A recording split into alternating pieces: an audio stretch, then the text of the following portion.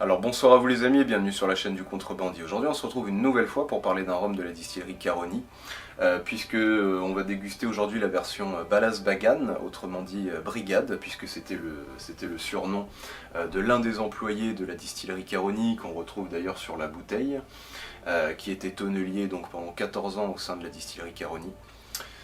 C'est un embouteillage qui a donc été réalisé par Vellier, il s'agit d'un millésime 1998 qui a 21 ans d'âge, qui titre à 68,4 degrés d'alcool, qui a été produit en 1158 exemplaires dans le monde, c'est l'assemblage de 6 fûts différents du millésime 98, et c'est un rhum donc traditionnel de mélasse, qu'on va déguster aujourd'hui via un échantillon que je me suis procuré par la maison du whisky, donc il n'y a que 2 centilitres, j'ai pas eu le temps de faire de pré-dégustation, donc ça va être vraiment tout dans l'instant, on va découvrir ensemble. Donc voilà, sans plus tarder, on est parti pour la dégustation.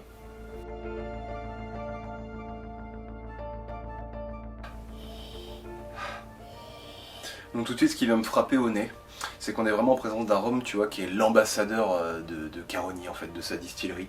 On a vraiment tous les marqueurs Caroni avec ses hydrocarbures très présents, on a un côté goudron séché, assez presque âpre, tu vois, mais pas trop encore. T'as des notes de cuir, mais pas de cuir comme ce que tu peux avoir sur des rhums qui sont très vieux, voire trop vieux. Là, t'es sur des notes de cuir vraiment frais, tu vois, presque animal, tu vois, t'as un côté un peu viande grillée, t'as un léger côté fumé, t'as des épices, je pense à du poivre. Tout ça, ça t'évoque vraiment la gastronomie, une espèce d'entrecôte comme ça qui aurait été grillée au poivre. Très impressionnante. T'as quelques notes de fruits, je pense à des agrumes, on serait sur des agrumes en confiture, tu vois, une espèce de citron vert confit un petit peu. Très plaisant aussi. T'as quelques marqueurs un peu fruits rouges, un peu tanniques, tu vois, très léger. T'as un boisé vieux, très présent, impressionnant. On est vraiment en présence d'un rhum qui est à pleine maturité. Là, en tout cas au nez, si la bouche est pas bonne, ce serait une déception parce que c'est vraiment un nez qui te montre de la maturité, de l'expressivité, t'as de la richesse, t'as de la concentration.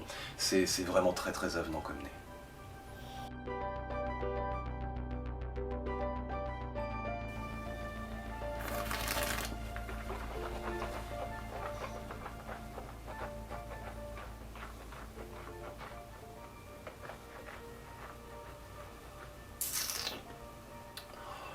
Waouh. L'entrée en bouche, elle se fait sur le cuir. Mais on n'est pas sur le cuir que je pouvais avoir au nez où c'était vraiment presque des lamelles de cuir, tu vois, il y avait ce côté un peu animal. Là on est sur du vieux cuir, tu vois, mais vraiment très très vieux cuir, mais arrondi par ailleurs, il y a une espèce de rondeur comme ça, de façon assez impressionnante, tu vois, on serait sur une espèce de rondeur un peu torréfiée, tu vois, avec des noix grillées, caramélisées, extrêmement surprenantes pour un Caroni. C'est extrêmement bien fait déjà sur cette première bouche. T'as un vieux boisé légèrement amer qui est en train de se dégager aussi là à mesure qu'il se diffuse. C'est extrêmement bien fait. Je suis désolé d'avoir que 2 centilitres sous la main là, j'ai l'impression de rater des choses. J'ai pas pu faire de pré-dégustation avant cette vidéo. Mais ouais, là on est sur quelque chose qui est extrêmement bien foutu déjà sur cette première bouche.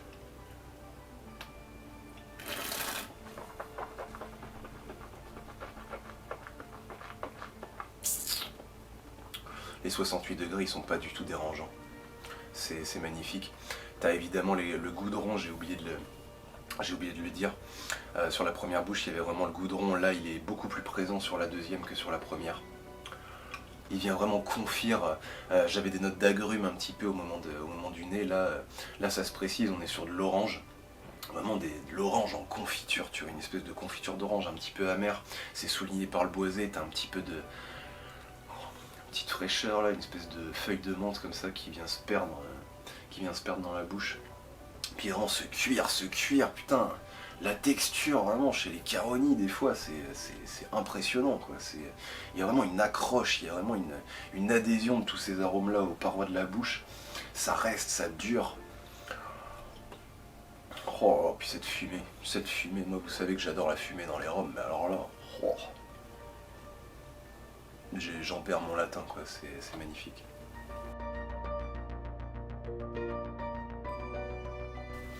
Donc c'est une finale qui est extrêmement longue, hein. On a vraiment la persistance de ce goudron qui se fait de plus en plus sec, qui imprègne la bouche.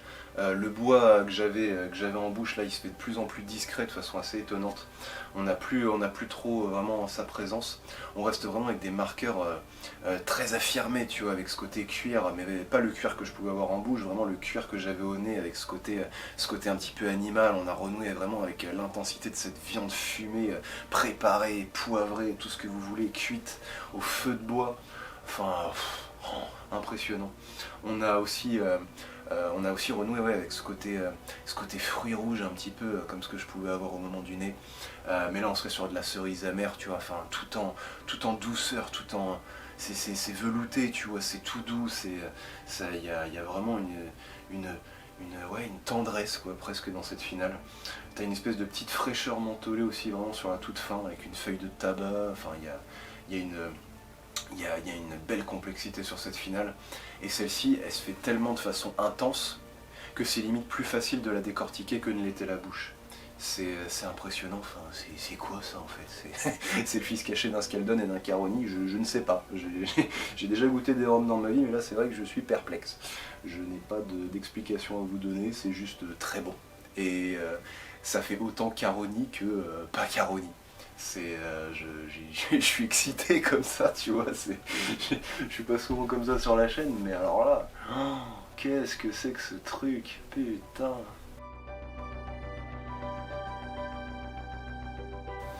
Donc en termes de prix, et c'est là où ça fait mal, c'est qu'on était déjà à ce moment-là sur un tarif qui était d'environ 400 euros. Il faut savoir que ça a été embouteillé en 2020 et qu'il y avait déjà à ce moment-là un envol, une flambée des prix des Caroni, et qu'il y avait déjà à ce moment-là de la spéculation et que du coup tous les tarifs étaient revus à la hausse. Donc je pense que s'il avait été sorti potentiellement en 2015 ou en 2014, je ne sais pas, on aurait été sur un prix qui aurait été probablement aux alentours de 200 à 250 euros. Moi j'ai trouvé que c'était un rhum qui était extrêmement raffiné. On est en présence d'un profil qui est extrêmement marqué par les symptômes Caroni en fait, tu vois, avec ce goudron. Et pour autant, il y a une gourmandise qui est presque mal placée, qui est presque insultante en fait dans ce Caroni, parce que tu t'attends pas du tout à ça. Alors, en fait, t'es pas sur un Caroni qui est extrêmement marqué par la noirceur, tu vois. Là, il y a une espèce de côté un peu velouté, mais un velouté what the fuck en fait, tu vois, avec cette viande fumée. Enfin, moi, c'est des trucs qui, moi, me plaisent, donc je les attendais pas forcément sur ce genre de rhum. Mais c'est vrai que ça peut vraiment déstabiliser plus d'un consommateur. Pour un prix de sortie de 400 balles, je vais partir sur un... Ouais, je vais partir sur un 17 sur 20 quand même.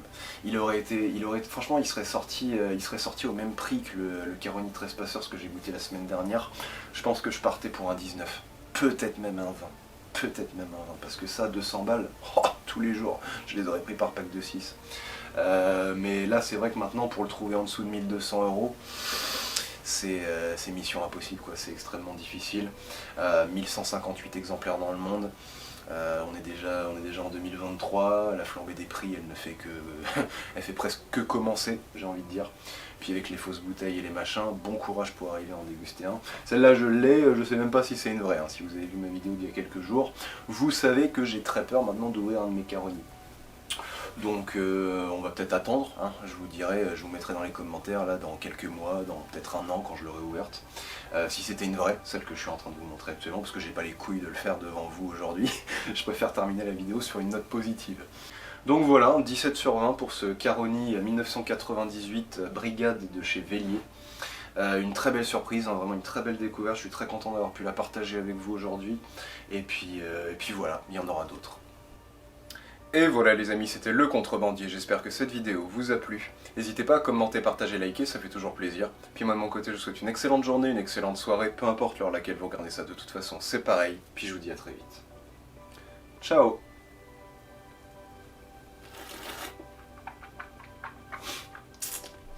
Il n'y en a plus.